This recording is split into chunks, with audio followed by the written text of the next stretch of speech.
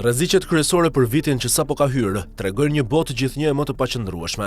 Arkitektura e vjetër neoliberale po dekompozohet dhe SBA-ja po tërhiqet zyrtarisht nga supremacia globale. Këtë e bën të qartë edhe strategjia e re e sigurisë kombëtare e SBA-s. Bota po hyn në një periudhë ku pushteti po shpërndahet midis fuqive grabitqare dhe një sistemi shumë palësh pa një hegemon të vetëm. Moçalishtja ekonomike e Trump, asetet financiare janë mbivlerësuar masivisht. Inteligjenca artificiale po nxit aktualisht rritjen e PBB-s së Shteteve të Bashkuara, por përfitimet në produktivitet mbeten të pakapshme. Ekziston rreziku që IA të dështojë në detyrat komplekse, duke shkaktuar një rënje të tregut, e cila mund të zhduk 35 trilion dollar pasuri. Tarifat e Trumpit po rrisin inflacionin, ndërsa borxhi i SBA-s ka arritur në 125% të PBB-s. Kina dhe G20 nuk kanë gjasa të ndihmojnë në rast të një krize të re si ajo e vitit 2008. Shpërbërja e rendit global aktual, jo vetëm Trump, por edhe Putin dhe Xi Jinping, po shkatërrojnë regjimin e vjetër liberal. Rusia kërkon dominimin rajonal, Kina një hakmarrje historike, ndërsa jugu global kërkon vendimarrje.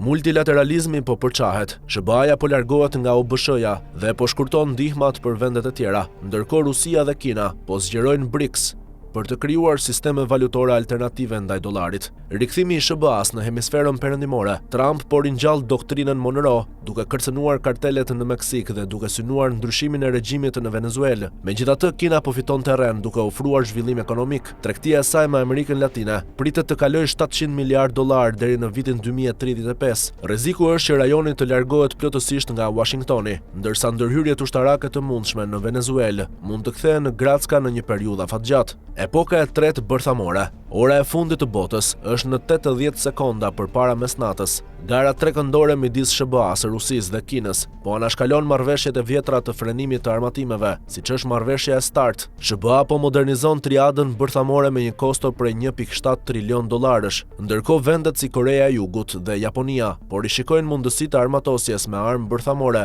për shkak të pasigurisë rajonale dhe dyshimeve mbi besueshmërinë e SBA-s. Rebelimi i Brezit Z, Brezi Z, të lindurit e viteve 1997-2012, përbën 20% të njerëzimit. Ai është i përqendruar në jugun global, të zhgënjur nga korrupsioni dhe mungesa e punës. Të rinjt kanë rrëzuar qeveritë në Bangladesh dhe Madagaskar. Shumë shtete afrikane shpenzojnë më shumë për borxhin se sa për arsimin, ndërsa këta të rinj nuk integrohen. Pasoja do të jenë varfëria, terrorizmi dhe migrimi masiv.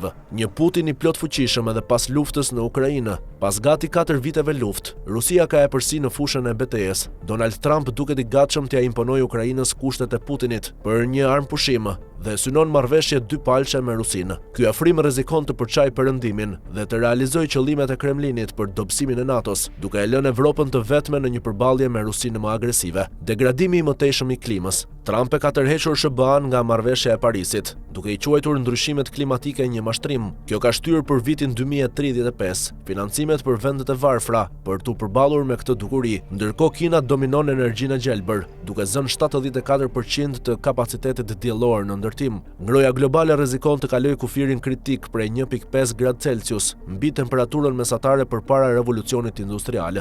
Lindja e mesme do të mbetet një fuqi baruti. Gaza mbetet e ndarë dhe e rrënuar, ndërsa Hamasi vazhdon të refuzojë çarmatimin. Irani përballet me kaos, një ekonomi e shkatëruar, thatësirë ekstreme dhe një udhëheqës tashmë 86 vjeçar. Pavarësisht sanksioneve dhe bombardimeve, Teherani vazhdon programin bërthamor. Rreziku i një lufte të hapur midis Izraelit, SBA-s dhe Iranit mbetet shumë i lartë. Inteligjenca artificiale si përçarësi kryesor. Inteligjenca artificiale premton shumë përparime, sidomos në mjekësi, por njëkohësisht po shkakton trazira sociale. Automatizimi po eliminon vendet e punës me ritme të shpejta, duke goditur profesionet intelektuale. Aftësia e IA-s për të krijuar dezinformim masiv, deepfakes, po minon besimin te demokracia dhe po e bën të pamundur dallimin e së vërtetës nga gënjeshtra. Një Azi paqësor i paqëndrueshëm. Në Azinë lindore, lidhjet SBA-Kin mbeten të tensionuara, por të qëndrueshme përmes zonave gri. Megjithatë, tarifat tregtare të Trumpit po dëmtojnë ekonominë e Azisë juglindore, që varen nga pjesët e këmbimit që prodhon Kina. Pika më e nxehtë është Azia jugore. Tensionet Indi-Pakistan janë rizgjuar pas sulmeve terroriste. Pakistani është inkurajuar nga mbështetja diplomatike e Trumpit, ndërsa India e modit ndihet e shpërfillur. Konfliktet mbi Kashmirin dhe burimet ujore, së bashku me përplasjet e Pakistanit nga Afganistani, mund ta ndezin sërish fitilin e luftës në rajon, të pajisur me armë bërthamore.